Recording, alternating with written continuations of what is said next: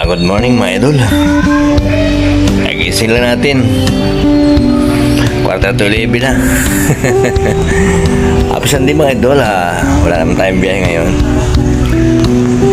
Malingki tayo. Maglilinis ang bahay. Yan ang ating gagawin ngayon dahil di off natin sa biyahe. Trabahong bahay naman tayo, kasambahay. Kasambahay ng mga anak. Ilantok pa talaga. Kaya kailangan ko na mamalinggi. Kasi yung mga anak ko ay pagising nun, maghanap ng pagkain. Sa TV, mura na ang bilihin. Ang problema, pagdating sa palengke, mahal. Sabi sa TV, mura na ang bilihin. Pagdating sa palengke, mahal. Alright. Saan tayo bibili? Sa TV o sa palengke? Yan.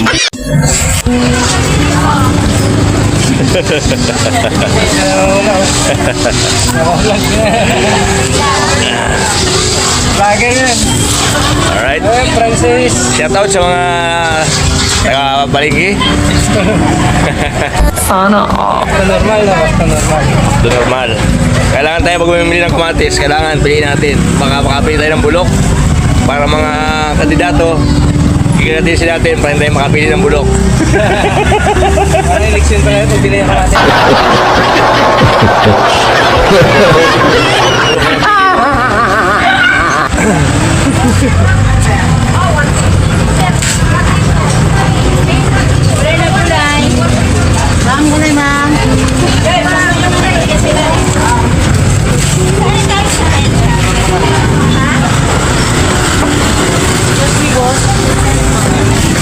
Alright mga idol, hello tayo sa bahay at tayo magluluto na.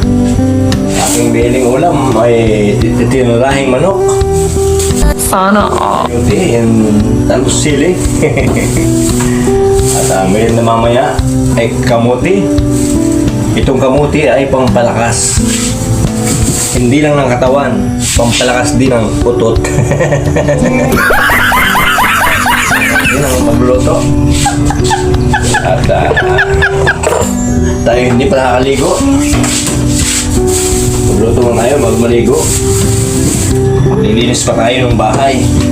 Pati yung CR ko medyo naninilaw-lilaw na. Nalilinis ko lang tuwing liop ako. Yung mga ano kasi puro tambay lang ang alam. Hindi natin magkasa at mga bata pa. Gusto ko lang ipakita sa kanila ang ginagawa ko dapat gayahin nila. Alright mga idol, bye-bye.